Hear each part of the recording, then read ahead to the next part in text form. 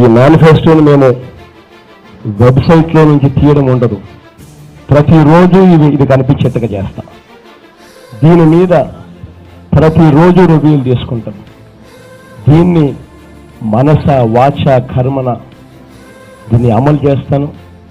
అమలు చేసిన తర్వాత వీటిని చూపించి 2024లో 5 ఏళ్ళ తర్వాత మళ్ళీ ఎన్నికలు వచ్చినప్పుడు ఇవన్నీ మేము చేశాం, ఇక ఆశీర్వదించమని చెప్పి ప్రజలను గర్వంగా అడుగుతాం.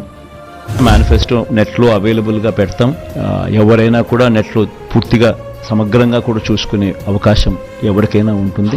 ఎందుకంటే మనం మేనిఫెస్టో మాయం చేయం.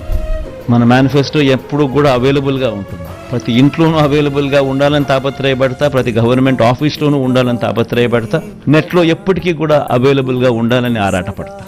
కాబట్టి మేనిఫెస్టో ఎప్పటికీ అవైలబుల్గా